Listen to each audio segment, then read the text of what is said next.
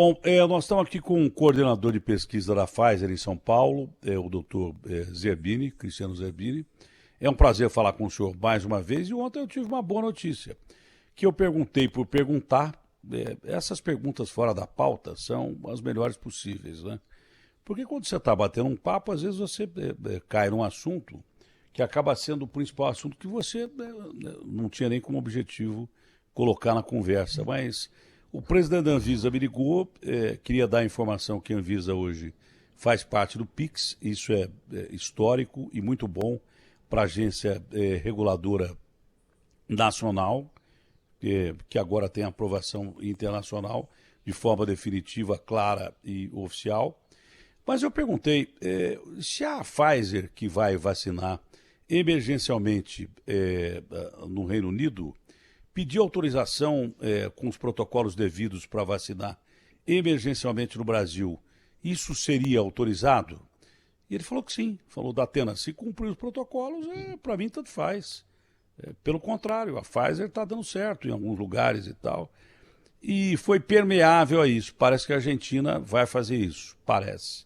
É essa notícia que a gente tem. Doutor, há interesse da Pfizer, o senhor tem notícia de que a Pfizer tem interesse de aplicar a sua vacina de forma emergencial no Brasil? Bom dia. Bom dia, Datena. É um prazer estar aqui novamente com você. Agradeço a oportunidade da gente poder conversar. E ontem eu ouvi o presidente da Anvisa falar e gostei muito, muito mesmo. E a Anvisa, para os telespectadores aí que estão ouvindo, os nossos ouvintes, a Anvisa seria o FDA brasileiro, né? É a autoridade de saúde responsável pela licença de todas as medicações que nós temos. Então, é um órgão respeitadíssimo e depois que entrou para o PIX, então agora faz parte, vamos dizer, desse grupo mundial respeitadíssimo por suas normas, e isso também, viu, Datena, dá muita credibilidade para nós pesquisadores, né? Porque tanto a Comissão Nacional de Ética em Pesquisa, a CONEP, quanto a Anvisa, a Agência Nacional de Vigilância Sanitária, são órgãos que depois que a pesquisa passa por eles, a gente fica tranquilo, porque eles são órgãos bastante rígidos e quando eles dão permissão para a continuidade da pesquisa, nós, pesquisadores, ficamos bem tranquilos porque nós sabemos que a pesquisa foi julgada tanto eticamente quanto na regulamentação da medicação. Então, a gente fica bem tranquilo, a Anvisa está de parabéns e nós, pesquisadores, eu acho que eu posso falar em nome de todos os nossos pesquisadores brasileiros, ficamos muito, muito felizes com essa entrada da Anvisa no PIX. Agora, é o seguinte, em relação à vacina da Pfizer, você está vendo que a gente está tendo um sucesso, a Pfizer e a BioNTech estão tendo um sucesso muito grande ao redor do mundo, né? Assim, a minha impressão, veja bem, muitos dos acordos que a gente vê entre a indústria, o Ministério da Saúde e a Anvisa, eles são, assim, delicados e discretos. Mas eu posso te dizer que conversas que eu tenho com a Pfizer é que ela realmente está interessada no uso emergencial, né? Dependendo vamos dizer assim, das negociações e das tratativas com o Ministério da Saúde, né? Nós sabemos que os estudos pré-clínicos e os estudos de fase 1 e fase 2 já foram submetidos para a Anvisa, né, dentro do que nós chamamos de uma submissão inicial, né? A gente pode esclarecer que quando você manda os estudos para a Anvisa, eles têm um critério assim, eles têm 3 sequências de 20 dias. Então, você manda os estudos, eles têm 20 dias para analisar, dentro desses 20 dias eles podem fazer perguntas, né, o que é muito justo, né? Se tudo correr bem, você tem mais 20 dias para apresentar novos estudos que por acaso surgiram. Por exemplo, um estudo fase 3, né? Se foi apresentado pré-clínica fase 1 e fase 2, depois de 20 dias você pode apresentar, se você tiver, os estudos fase 3, que é o que acontece, posso te adiantar, com a Pfizer, né? E depois Não você tem foi, mais 20 a fase dias. 3 não foi passada para a Anvisa ainda. Ainda não, porque a fase 3, Datena, os dados da fase 3 foram colocados agora.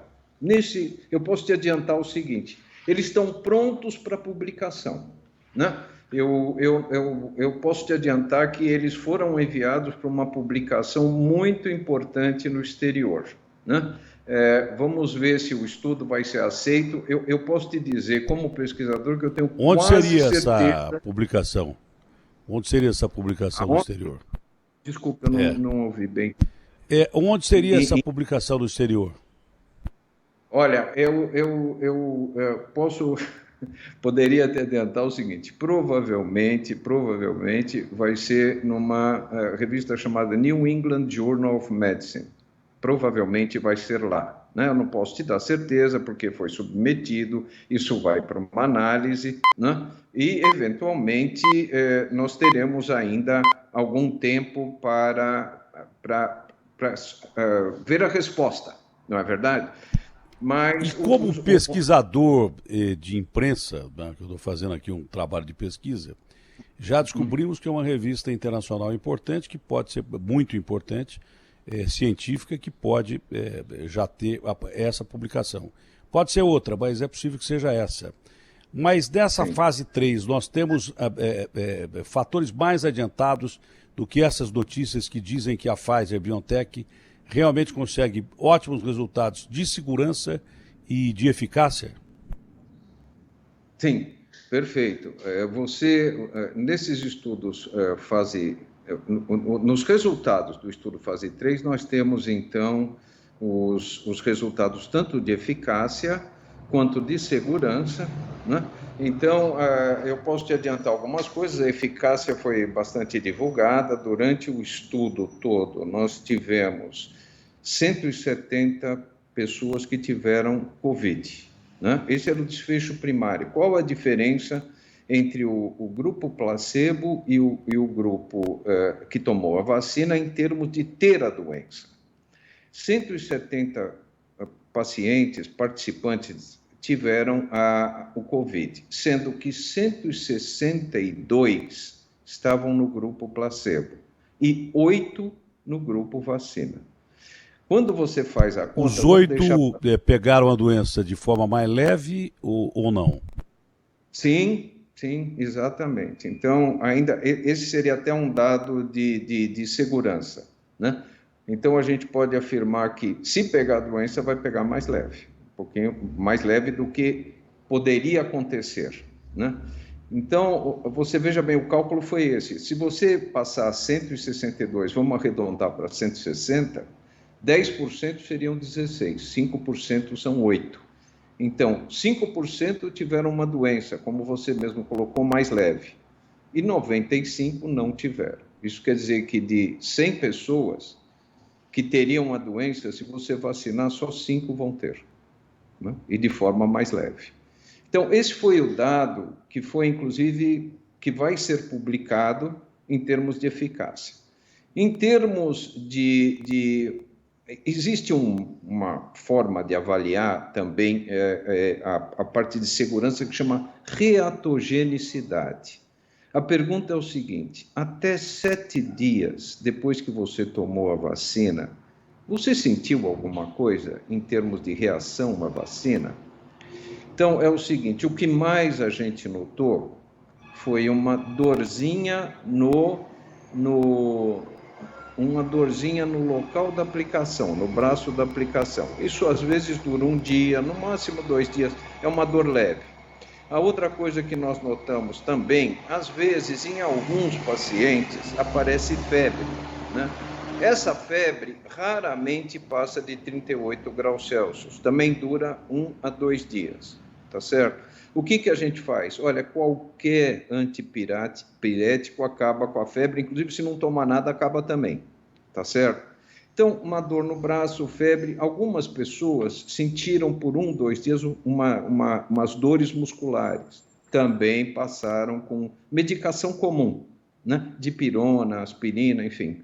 Então, essa é a reatogenicidade. Agora, de efeitos adversos, assim, maiores, praticamente não houve, né? Dentro da publicação, eventos adversos mais sérios, eu tenho a impressão que foram muito poucos e mesmo divididos entre o grupo placebo e o grupo que tomou a vacina. Então, o que nós concluímos, né? Na discussão desse artigo, o que nós concluímos? Que a vacina é eficaz, tem bons resultados de segurança e pode ser usada clinicamente, né? Você está vendo, por exemplo, que esses resultados, antes até da publicação, já foram analisados no Reino Unido, né? Você vê que o Boris Johnson já autorizou, então, que seja feita a vacinação em massa, e eu acho que a semana que vem, Datena, nós vamos ter a aprovação do FDA, a gente está esperando aí entre o dia 10 e o dia 15, tá certo? Então, isso deixa a gente muito feliz. Foi um trabalho extenuante, Datena, eu posso te falar isso. Imagino. Mas, olha...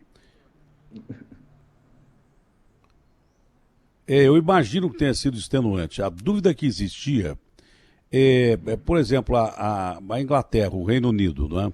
Ela tem o registro para vacinação emergencial e o registro para vacinação em massa, porque são duas coisas diferentes. Ela vai vacinar emergencialmente ou já vai vacinar em massa? Olha, eu fui ler, inclusive, a divisão preferencial de vacinação no Reino Unido. Eles vão vacinar inicialmente os profissionais de saúde e os cuidadores das pessoas idosas. Isso é muito interessante, né? Porque essas pessoas, que às vezes a gente nem divulga, elas estão num grande risco de ter a Covid, né?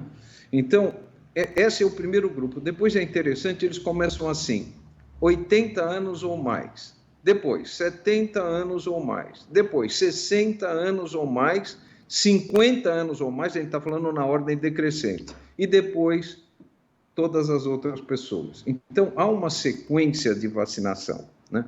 Eu tenho a impressão, pelo que eu vi, que eles vão já começar uma vacinação de toda a população seguindo essa sequência, né? Agora, assim, eu até falei um pouquinho, antes de falar com você, eu falei com o Felipe, né? Eu mandei para ele até assim, algumas figuras daquela caixa de transporte da vacina. O que eu ia perguntar a seguir, não é? Porque há dúvidas em relação à vacina da Pfizer. Primeiro, por que o governo brasileiro já não tem contato mais adiantado com a Pfizer para conseguir essa vacina, que é a mais adiantada? Fica discutido a vacina do Bolsonaro, que é de Oxford, e a pergunta que eu faço é a seguinte: se os ingleses têm a vacina de Oxford há tanto tempo, por que eles vão vacinar emergencialmente, talvez em massa, com a vacina da Pfizer? Por que não começaram com a de Oxford? Porque uma é melhor que a outra. Deve ter sido isso que julgaram lá.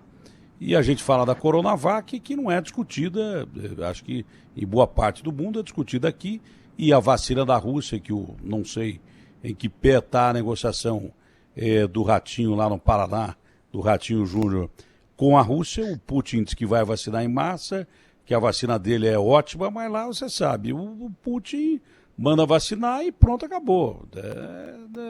Ordem é ordem. Ele é um czar moderno, não diria nem que ele é um comunista. Ele é um czar moderno, um cara que tem 12 palácios, não pode ser comunista. Ele é mais czar do que qualquer outra coisa. E ele gosta da vida boa. Agora, essa vacina da Pfizer-BioNTech, me parece que ao lado da Moderna, são as duas que mais evoluíram, tá? Um CEO da Pfizer nos Estados Unidos falou para o Barão que já existem contatos do governo brasileiro com a Pfizer-BioNTech. O senhor pode me dizer se o senhor sabe até que ponto esses contatos estão avançados ou não? Muito bom, Datena. A pergunta do Reino Unido, eu não saberia te responder o motivo pelo qual, vamos dizer assim, usaram a vacina da Pfizer antes da AstraZeneca Oxford. Mas deve haver alguns acordos internos aos quais a gente não tem acesso, mas deve haver alguma coisa interna do Reino Unido, enfim. Agora, aqui, voltando aqui ao nosso país, já existe, como eu te falei, já foram mandados os estudos pré-clínicos, fase 1, 2 e 3, para a Anvisa, e você sabe que sempre a gente tem que ter, inicialmente, a autorização da Anvisa, né? E eu posso te dizer o seguinte também, sabe, Datena, nós, pesquisadores, nós estamos torcendo pelo seguinte, para que todas elas, vacinas, tenham sucesso. Ontem o presidente da Anvisa falou uma coisa muito importante. Nós temos 210 milhões de habitantes, um pouco mais que isso. Uma única indústria farmacêutica não vai conseguir dar conta disso. Nós vamos ter que ter mais de uma vacina. Então, nós estamos torcendo aí por todos os brasileiros para que todos sejam vacinados o mais breve possível, e para isso nós vamos precisar da ajuda de todas as vacinas. Então, a gente está torcendo para que todas tenham sucesso. Agora, eu particularmente não conheço os acordos com o Ministério da Saúde. Eu sei que os estudos principais foram mandados para a Anvisa, mas a negociação com o Ministério da Saúde, que é a nossa autoridade de saúde federal, esses acordos eu não tenho conhecimento. Mas se você me permite uma opinião, eu diria assim, sabe, que além do sofrimento humano que essa pandemia está causando, que é o principal, a gente está vendo que está havendo um problema econômico no Brasil, né? As pessoas não estão com medo de sair de casa, né? As lojas estão com medo de abrir, né? Então, o que está acontecendo? A gente está com muita restrição econômica por causa da pandemia, né? Pessoas que precisam trabalhar não conseguem trabalhar, e quando vão trabalhar ficam com muito medo de, ao chegar ao trabalho, ter alguma contaminação, ou na ida, ou na volta, ou no próprio trabalho. Então, o que acontece? Eu acho assim, que uma economia na aquisição de vacinas vai contra a economia do Brasil. Porque se Uma a gente burrice, né? vacinar... É uma burrice. Economizar em vacina é burrice. Tinha que gastar com vacina para gerar mais segurança na população e para fazer a atividade econômica voltar próximo do que era antes. Pois é, Datena, o inimigo nosso não é o lockdown, o inimigo nosso é a pandemia. O nosso inimigo chama coronavírus. Entende? É ele que a gente tem que combater. Então, vamos colocar, na minha opinião, devemos colocar as vacinas à disposição da população, todas elas e o mais breve possível, pelo menos as que fizeram pesquisa no Brasil, né? Então, essas vacinas, uma vez autorizadas pela Anvisa, devem ser usadas todas elas e rapidamente, para que a gente acabe, primeiro, com o sofrimento humano, que é demais, é muito, né? E depois, vamos dar liberdade para a turma trabalhar e melhorar a economia do país. Correto. Para a gente deixar bem claro, eu tive informação de fonte dentro do governo que constaria no contrato, o senhor não deve saber, da Pfizer-BioNTech, que a Pfizer-BioNTech não assumiria os riscos de possíveis efeitos colaterais ou danos causados pela vacina. Eu acho isso meio estranho. Não sei se quem me falou tinha conhecimento correto do caso, porque está no próprio estudo, né? Já está lá no estudo. Se está em fase 3, já está no próprio estudo, que vai ser publicado em revista científica, qual é a segurança da vacina. É claro que qualquer coisa que você tome, até remédios que fazem bem para todo mundo, podem fazer mal para alguém. Isso é uma coisa que é natural e aplicado em massa em milhões de pessoas, é claro que tem alguém que vai ter intercorrência, vai ter problema, isso faz parte da coisa. Tem remédio super seguro, mas todos eles têm bula e contraindicação. Se você lê, eu tomei um remédio agora, que se eu fosse ler a bula, eu não tomava. Por isso que eu perguntei para o médico se eu podia tomar. Mas você vai ler a bula, olha, você vai ter um ataque de coração, olha, você vai ter um AVC. O remédio é pior do que a doença na bula em todo lugar, porque tem precaução. Eu duvido que isso aí não esteja embutido num acordo comercial. Né? A segurança da vacina em primeiro lugar, que é o atestado de credibilidade de duas grandes produtoras de remédio, uma americana e outra de vacina, uma americana e de remédio e outra alemã, tá? Que estão entre os maiores produtores do mundo, a Pfizer americana e a BioNTech alemã. Então já vai dar credibilidade. A outra dificuldade, o senhor já me falou, e eu disse o seguinte, não é possível que alguém produza um remédio com tamanha capacidade e que não cuide da embalagem. Se o problema é a armazenagem, o senhor já me disse, ó, estão desenvolvendo uma caixa e tal, porque muita gente que não quer comprar essa vacina, que quer comprar a vacina do Bolsonaro, né, lá no governo, deve estar falando, não, essa vacina aí não vai dar certo no Brasil, porque tem menos 70 graus e tal. Primeiro, então, não podia usar essa vacina na Inglaterra, porque lá não faz menos 70 graus, ao que me consta. Eu acho que só podia usar essa vacina na Sibéria ou no Alasca, em algumas regiões da Sibéria e do Alasca, ou em Marte à noite, porque durante o dia deve ser calor lá em Marte. Eu nunca fui para Marte, ao que me consta, ninguém foi ainda. Então, ninguém vai fazer uma vacina com tamanha capacidade se não desenvolver algo para transportar essa vacina. Em que pé está o desenvolvimento daquela caixa para você fazer a logística de distribuição da vacina e conservação? Obrigado, Datena. Obrigado pela oportunidade de falar nisso. Eu até mandei para o Felipe, ele mostrou agora há pouco as caixas, né, que já estão prontas e a gente pode levar muitas vacinas nesta caixa que é fácil, inclusive, de transportar, né? Nessa caixa, lembrando, eu acho que a gente conversou, eu vou relembrar, ela transporta as vacinas a menos 70 graus por 15 dias, né? 15 dias. Então, a vacina está conservada nessa caixa por 15 dias. No local de aplicação da vacina, você pode tirar a vacina e colocar na geladeira normal, que é de 2 a 8 graus Celsius positivos.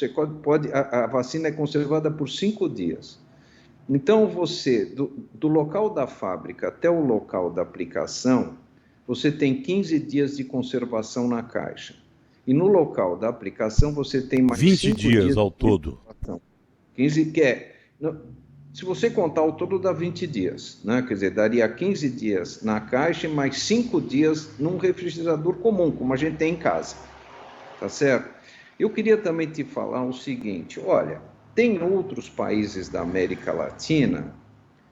Como é que a caixa foi feita? Foi com base em todos os países, inclusive que tem clima parecido com o nosso. Então, até fiz uma lista, se me permita ler aqui, dos países que vão utilizar essa metodologia. Claro. Tem o Chile, o Peru, o Equador, o Panamá, o México e a Costa Rica. Você vê que vários desses países têm climas um pouco parecidos com algumas regiões do Brasil, né? Que seriam aquelas regiões mais quentes. Né? Mas há possibilidade e parece que...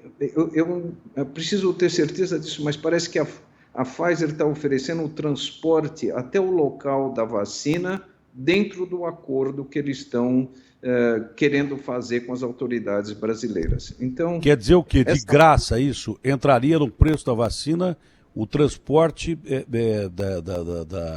da vacina pela conservação, né? O avião, isso tudo o governo brasileiro vai arrumar. Agora, a caixa, o transporte seria... A embalagem vem com... O produto vem com a embalagem. Seria mais ou menos isso? Eu sinceramente, eu não conheço detalhes. Esses detalhes talvez a gente possa até se informar com a Pfizer. Mas o que eu gostaria de colocar é que não há esse medo de, vamos dizer, de que haja uma denaturação da vacina ou coisa desse tipo. Está tudo muito bem feito, muito bem calculado, para que possa ser usado no Brasil e nos países vizinhos que a gente citou aí também, né? A questão de preço, tudo, realmente eu não estou a par da Atena, mas eu acho que poderíamos até levar esse assunto para a Pfizer, poderia nos ajudar a esclarecer. Mas faz parte do acordo tudo isso que nós vimos em relação à conservação da vacina. Olha, nós ficamos sabendo ontem, eu li, acho que hoje de madrugada, e até por isso não li direito, que a Argentina também, que fez parte do grupo de controle aqui da América do Sul, da Pfizer BioNTech, deve usar a vacina. O senhor está sabendo disso ou não? Olha, o que eu posso te dizer, eu não sei bem a negociação, mas eu sei que um grande número de participantes do estudo foram argentinos, né? Eu me lembro que logo no começo do estudo nós conversamos com os colegas da Argentina e eles fizeram um belíssimo trabalho em Buenos Aires e eles tiveram um número muito grande de participantes na pesquisa, o que autoriza, sob o meu ponto de vista, autoriza assim, o governo a olhar com um certo, vamos dizer, uma certa aproximação da vacina, já que ela foi testada no país, assim como no nosso, né? Então, existe um teste, existem pesquisadores com os quais você possa conversar. Às vezes você vê um dado escrito, né? Dados que são importantíssimos com base estatística, mas nada impede que se converse também com os pesquisadores que viram os pacientes na prática, no todo dia, né? Nesse trabalho que eu te falei, extenuante, né? Mas que nos deixa muito, muito contentes. Se você me permitir 2 segundos, eu já falei uma vez, mas queria falar para os seus ouvintes o seguinte: nós, pesquisadores, a indústria farmacêutica, as universidades, todas trabalharam juntas, mas os grandes responsáveis pelo sucesso desse estudo são os participantes.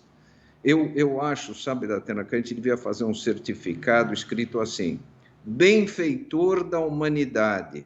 São heróis, muito obrigado por ter participado. Diga, Datena, por favor. São heróis. São heróis. Porque aqui mesmo dentro da minha casa, a minha mulher dá, olha, não sei se eu vou tomar essa vacina. Eu falei, bom, olha, isso aqui é uma democracia, mas você vai tomar essa vacina. A vacina que tiver e que for boa, você vai, apesar de ser uma democracia, sinto muito, mas você vai tomar essa vacina, porque você tem que tomar essa vacina, porque se não tomar a vacina, nós estamos ferrados. Essa história de que a vacina não deve ser obrigatória, mas nós devemos dar a sensação às pessoas que elas devem tomar a vacina por uma questão de segurança dela mesma, né? E das pessoas que os rodeiam, né? Filhos, maridos, no meu caso, netos, e daí por diante. E segurança de você em relação a eles, de você voltar a ter uma convivência próxima do normal. Nós temos que acreditar no trabalho científico. Nós temos que dizer a essas pessoas que têm medo de tomar a vacina que pessoas que estão fazendo essa pesquisa são mentes brilhantes, como a do senhor, por exemplo, e do mundo inteiro. E que gente arriscou a vida para fazer essa pesquisa. Então, quando essa vacina chegar para o consumidor, com certeza ela chegará com a máxima capacidade de quem está produzindo, de primeiro, que ela é segura, que ela não vai fazer mais bem do que mal, e de que, segundo, ela é eficaz. E mesmo assim, com todas essas pesquisas feitas, toda a segurança, toda a capacidade, eu queria agradecer ao Portal UOL, que é o maior portal do país, que está transmitindo essa entrevista para o Brasil e o mundo inteiro, e além das plataformas todas do Sistema Bandeirantes de Comunicação. Mas é importante que as pessoas saibam que a vacina oferece mais segurança do que risco. Risco tem tudo. Você sair na rua, você pode ser atropelado por um caminhão e não morrer de Covid, entendeu? Tudo na vida tem risco, mas o maior risco que nós enfrentamos hoje é, primeiro, a patologia e, segundo, você morrer de fome no mundo, porque o mundo está parando por causa dessa patologia. Então, o risco-benefício tem que fazer você entender que as pessoas que trabalharam dessa vacina são pessoas extremamente capazes de dizer para você, ó, tome isso aqui porque eu vou tomar. Tome isso aqui porque gente da minha família vai tomar. Né? As pessoas têm que perder o medo da vacina. Fica se discutindo que vacina vai aplicar e se gera uma insegurança na população que o cara não sabe mais que vacina é boa ou que vacina é ruim. Não tem vacina do Dória, não tem vacina do Bolsonaro, não tem vacina do Ratinho Júnior, tem vacina. A que for oferecida e aprovada pela Anvisa, a Anvisa hoje faz parte de um seleto grupo de agências reguladoras do mundo que não vai liberar coisa que te coloque em risco mais do que qualquer outro remédio. Então você tem que entender que a doença é pior do que a vacina 1 milhão de vezes. Então não pode ter medo da vacina. Os nossos governantes ficam politizando e querendo aplicar a primeira vacina e fazendo propaganda da vacina porque eles são vaidosos.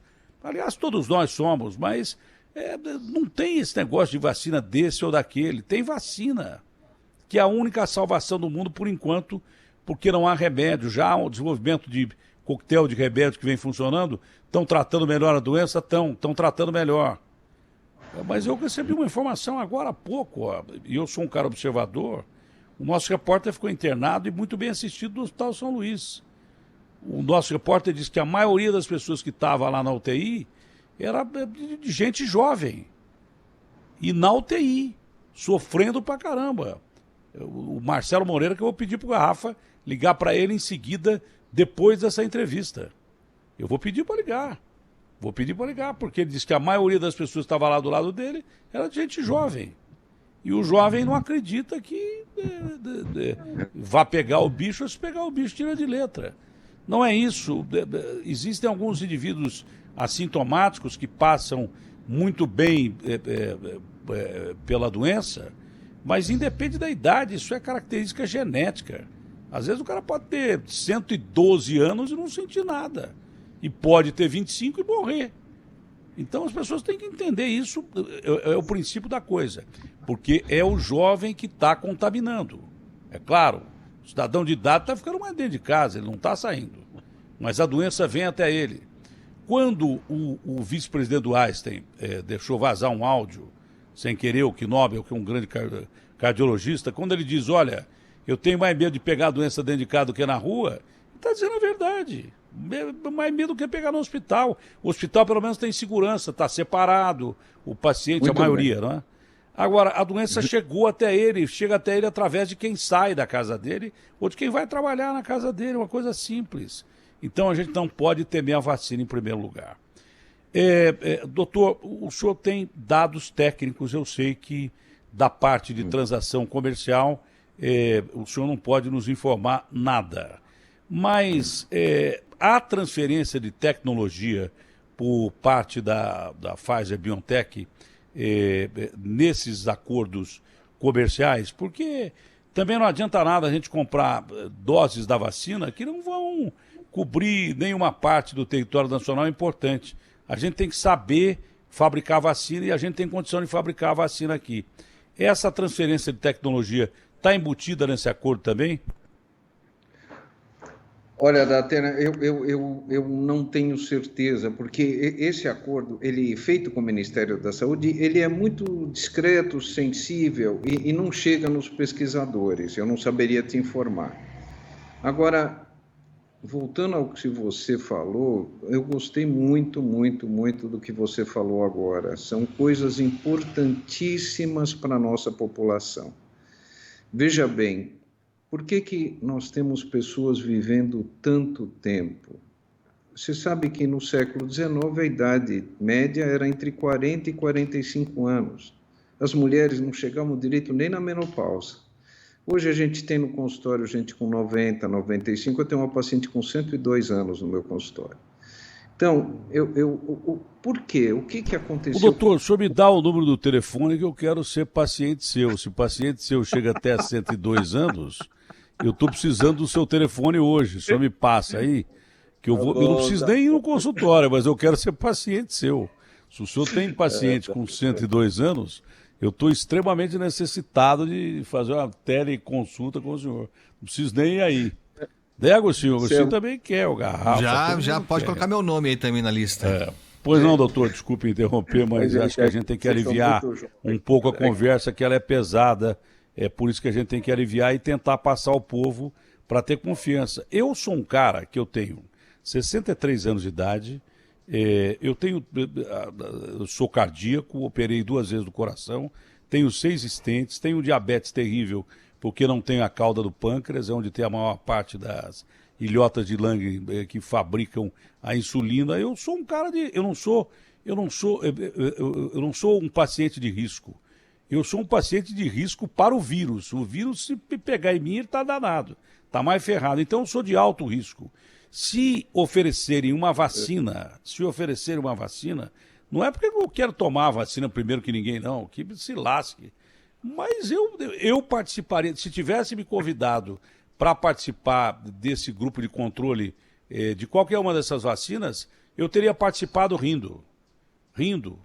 Porque o meu risco-benefício, que é o de muita gente que está me ouvindo agora e que tem medo de tomar a vacina, é extraordinário. É muito melhor eu tomar alguma coisa que vai me proteger, porque se eu pegar esse bicho é bem provável que eu embarque. Então eu vou tomar a vacina, que me derem eu vou tomar. Eu teria, se a Pfizer tivesse me convidado, ou se a Coronavac, ou se a Oxford, ou da Atena, você não quer participar aqui do grupo de controle, já que você está ferrado, pô, manda aí, pode aplicar aí. Eu aplicaria rindo, falando sério. Porque as pessoas têm que entender que isso aí é a salvação da humanidade, velho. Agora, pode não dar certo. Você pode fazer uma cirurgia no meio da selva, com pouquíssima condição, e sobreviver. E pode fazer uma cirurgia num baita de um hospital e morrer de uma intercorrência qualquer. Então, isso está no risco. E essa doença está acabando com a humanidade. Só os políticos que estão disfarçando que não em época de eleição. Isso aí está acabando com a humanidade. Ou a gente tem a vacina e volta a andar, a humanidade vai sobreviver, mas às custas de quantas vidas? Você acha que morreram só que eu digo em termos, né? Porque a gente está falando de 8 bilhões de pessoas. Você acha que num país de 330 milhões de pessoas, com mais de 100 mil hospitalizados, com 200 mil casos por dia, não morreram mais de 300 mil pessoas? Evidente que sim. Você acha que no Brasil, que não tem teste, tem 175 mil mortos? Claro que não, tem muito mais do que isso. Você acha que os contaminados, 8 mil contaminados no Brasil? Outro dia, do domingo para uma segunda, sob contexto de subnotificação, porque durante as eleições nós acabamos com a pandemia. O Brasil encontrou a cura da pandemia. Morreram 8 caras do domingo para segunda. Eu falei, bom, então estamos curados. Porque 8 pessoas morrem de infarto por minuto no Brasil. Como é que o cara tem coragem de anunciar que morreram 8 pessoas de Covid do domingo para segunda? Isso é uma desinformação. Pior do que não informar é mentir e informar errado. Cala a boca. Fala assim, não temos dado para dar, vamos ficar quieto. Entendeu? Fala, usa o artifício que usaram, que quebrou o sistema do Ministério Público de Saúde. Mané, você não tem um cara por telefone para ligar para a Secretaria do Interior? Um cara para ligar para todas as secretarias do interior e perguntar quantos caras morreram de Covid? Claro que tem, mas durante as eleições o Brasil conseguiu acabar com a pandemia e voltou logo depois das eleições. Então tem uma série de detalhes que você não pode amedrontar a população em relação à vacina. A única coisa que não pode acontecer é o cara ter medo de tomar a vacina, seja ela qual for aprovada pela Anvisa. A Anvisa é um órgão sério e não vai aprovar qualquer porcaria que coloque a sua vida em risco. De jeito nenhum. Isso é genocídio. Isso é genocídio, ninguém faria isso. Porque a história um dia vai julgar. Isso é o mais importante da nossa entrevista aqui. O mais importante é dizer às pessoas, para quando a Anvisa falar, toma, pronto, acabou. É simples assim. Bom, doutor, já vimos que há a possibilidade desse acordo que pode surgir do governo brasileiro com a Pfizer-BioNTech, talvez até dessa embalagem que foi desenvolvida, por sermos um país tropical, né, principalmente de longas distâncias, até pode ser que a Pfizer-BioNTech banque a embalagem, que é fundamental para a logística. E se dá 20 dias, você também não pode esperar que demore mais de 20 dias para aplicar uma vacina quando você tem a vacina na mão, né? Tem que ser aplicado o mais rápido possível. E hoje, com avião, você vai em qualquer lugar do Brasil, no máximo 5 horas. Então você pega a vacina, transfere, daí saiu de São Paulo, chegou em Manaus, você tem 14 dias inteiros para você aplicar a vacina. Pô, dá tempo pra caramba. Então, isso não pode ser empecilho. Mais alguma coisa importante a acrescentar que faltou nessa conversa, doutor? Não, Datena, eu acho que...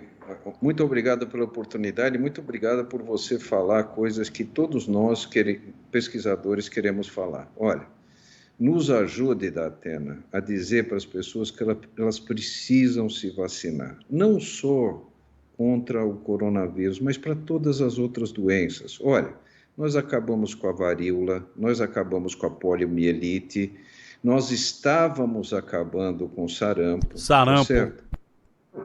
Pois é, vamos sarampo, vamos a gente descuidou do sarampo. O sarampo, que era uma doença erradicada, está voltando e grave. E não atinge só criança, não, atinge adulto também. Quer dizer, é absurdo. A gente estava esquecendo do sarampo já. Eu nunca mais tinha ouvido falar em sarampo.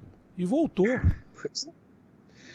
Pois é, você sabe que o vírus do sarampo, o coronavírus infecta, em média, 2 a 3 pessoas. Cada pessoa infecta 2 a 3. O sarampo, uma pessoa infecta 15 pessoas. Então, para você ver, precisamos vacinar, precisamos acabar com essas campanhas de fake news que tem por aí. Vamos pedir para as pessoas se vacinarem. Olha, água limpa, água potável e esgoto de um lado e vacina do outro foi o que fez a humanidade chegar onde chegou, né, com a idade que nós estamos vendo agora. Não pode deixar de vacinar, precisa vacinar, né? Vamos acabar com essas doenças infecciosas que era o que matava a humanidade antigamente. Precisa acabar com isso e nós temos instrumentos para isso, né? Então, Datena, olha, muitíssimo obrigado pela sua oportunidade e você com a sua popularidade, obrigado, sua senhor. Capacidade de influência, por favor, peça para a turma se vacinar. Muito obrigado, viu? Só uma última pergunta. E às vezes a última pergunta pode ser a mais importante. É claro que o senhor é da área científica da Pfizer-BioNTech para o Brasil. Mas é claro que as notícias chegam até o senhor. É claro que gente que está comercializando a vacina tem que perguntar para o senhor a situação do Brasil. O senhor já foi consultado sobre isso por gente que comercializa a vacina? Porque me parece que é um contato natural. O senhor era da parte científica, mas o senhor tem que dizer, olha, aqui há condição de distribuir a vacina e como aplicar essa vacina. O senhor já foi consultado por esses setores da Pfizer-BioNTech sobre a viabilização de aplicação dessa vacina? Porque pela seriedade dos institutos também, não adianta nada você vender uma vacina para um lugar que não tem condição de aplicar. E o Brasil tem uma das maiores plataformas científicas de vacina do mundo, os maiores cientistas do mundo, alguns deles estão aqui, e o Brasil tem campanha de vacinação que ninguém tem, porque a gente está ainda um século atrás dos outros em doenças que eles nem sabem que existem. Você fala em febre amarela nos Estados Unidos, o cara fala, como? O que é isso? Na França e tal, mas nós temos aqui. Então, ocasião faz um ladrão. A gente precisou desenvolver uma plataforma de aplicação de vacinação em massa que pouca gente tem. E temos uma base científica para vacinas que é impressionante. Por isso que escolheram o Brasil e pelo número de casos aqui. Tá? Então, o senhor já foi consultado pela área comercial da Pfizer-BioNTech sobre a possibilidade de aplicação dessa vacina? Olha, Datena, na verdade, os pesquisadores se fixam muito na parte científica e essa parte da comercialização, a gente não chega a isso mesmo porque eu acho que o tempo todo, e ainda o tempo é curto, mas o tempo todo a gente fica em cima da pesquisa, né? Agora a gente até está um pouquinho mais tranquilo depois que o estudo fase 3 vai ser publicado. Mas eu aproveito o que você falou para dizer o seguinte: o Brasil tem todas as possibilidades de acabar com a pandemia. Graças a Deus a gente tem o SUS, né? Tudo deve ser feito pelo SUS.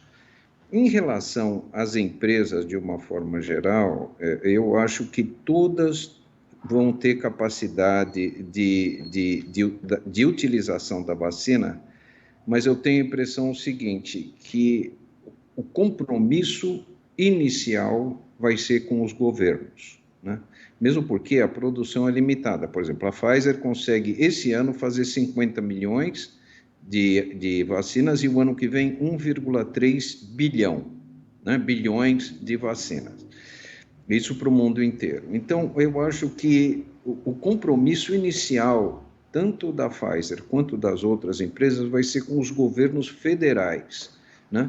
Então, eu acho que só após cumprir esses acordos é que vai haver, digamos, uma disponibilidade comercial das vacinas. Eu acho que isso talvez, olha, é uma suposição, mas talvez no segundo trimestre do ano que vem, tá certo? Talvez. Mas eu tenho a impressão que primeiro vai se cumprir todos os acordos com os governos federais, né, de vários países, e para depois haver, digamos assim, uma produção suficiente para uma comercialização. Doutor, um ótimo dia ao senhor. Foi um prazer falar com o senhor mais uma vez. O que precisar contar com a gente para esses esclarecimentos, estamos aqui. E saúde, principalmente a sua paciente de 102 anos aí, que ela viva por um bom tempo a mais. Tá? Bacana, legal saber disso. Abraço grande, fique com Deus. Isso, para quem não acredita em Deus, tá?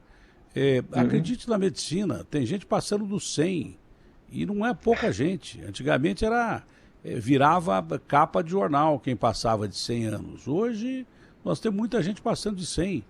Isso se deve muito à ciência. Eu, como acredito em Deus, tá? Eu acho que Deus inspira os cientistas. Tá? E aí está tudo certo, eu não preciso brigar com ninguém. Agora, você que não acredita em Deus, acredita na ciência, pô. Tá? Nós acreditamos em Deus e com a ciência. Mas você que não acredita em Deus, se acreditar na ciência, tá bom demais. Um abraço grande, fique com Deus, doutor. Um abraço, Datena, e muito obrigado por essa oportunidade. Um abração. Abração.